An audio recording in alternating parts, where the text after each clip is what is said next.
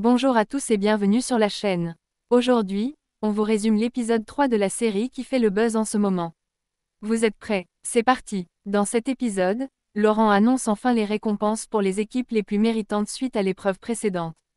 Mais avant tout, il fait vérifier les liquides transportés par les 5 premières équipes pour savoir qui a gagné le plus et qui a, malheureusement, transporté moins. Les résultats sont les suivants. L'équipe blanche, Jordan et Julie, a réussi à transporter 10 cm de liquide. L'équipe orange, Jean-Pascal et sa femme, a transporté 8 cm de liquide. L'équipe bleue a réussi à transporter 6,7 cm.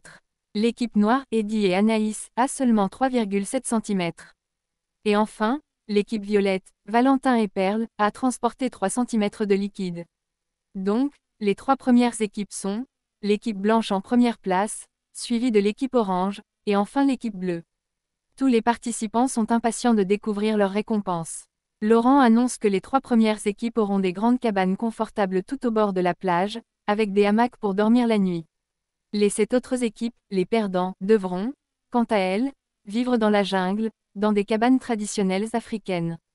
Et cerise sur le gâteau pour les 3 premières équipes, elles accéderont directement à la finale et ne participeront pas aux cérémonies de vote. Laurent prend aussi le temps d'expliquer les règles que tout le monde doit suivre, qu'il soit sur la plage ou dans la jungle. Par exemple, les habitants de la plage peuvent échanger de place avec ceux de la jungle après certains affrontements, ce qui rend les places pas fixes. Les habitants de la jungle auront des conditions de vie un peu plus spartiates, une toilette commune sans chasse d'eau et une petite bassine pour se doucher. En plus, un téléphone fixe sera à leur disposition, mais attention, l'appel coûte cher, 3 dirhams la minute. Contre 2 dirhams pour ceux de la plage. Une épicerie automatique sera aussi disponible pour les habitants de la jungle, et l'épicerie de la plage ouvrira à intervalles réguliers. Et bien sûr, comme toujours, la grande cloche est là pour ceux qui veulent abandonner l'aventure. La première épreuve de perles.